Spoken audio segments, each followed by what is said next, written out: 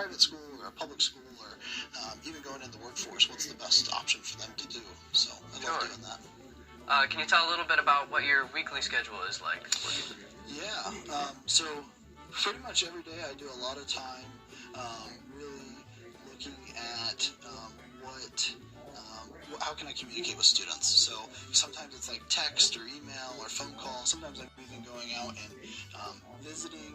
That's my boy. Schools, high schools, not much right now during COVID. Of course, yeah. But sometimes I'm jumping on a Zoom session here and there, and I do also travel. Do travel a lot. So I'm an out-of-state counselor, so I do go a lot to like Pennsylvania and Illinois, some of those places where we have a lot of UB churches, and I love to visit them and visit the students that are there. So kind of an decision these next 4 years that they're making on the rest of their life, and really because these 4 years impact the next 30 years, next 40, 50 years of their lives, and so just a really important part. And so I love that. Sure. Have you encountered any sort of unique challenges in this season 2020? Yeah, there's tons of challenges, just as everything else is kind of similar. But the biggest one, I am the out-of-state counselor, so it's harder to have students come and visit us here on campus. We love to show off campus, and I love to, share my stories, and so a lot of that is just jumping on virtual. And even when I want to go visit families or visit different places out of state or at other schools, like I don't get the chance to sit down. And I'm a really relational guy, so I love to sit down one-on-one with these families, and I just don't get that opportunity very often. So that's been a little bit difficult for me. Sure. To Huntington University when you were a student. Can you talk a little about that?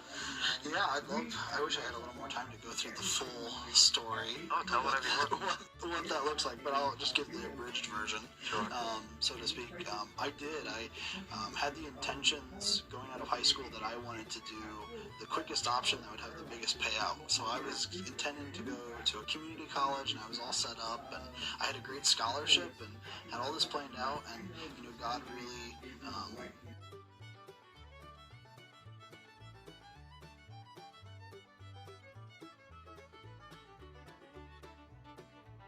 really caught me in that and wanting to search for that money, so to speak, and really to follow that instead of follow him, even though he laid some things on my heart and I just kind of pushed him away.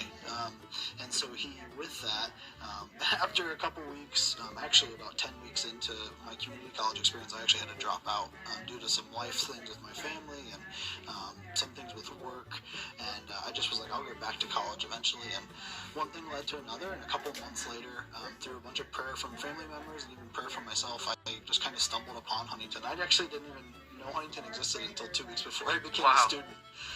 And so it's just, like I said, God's just been doing some amazing things through Huntington for me.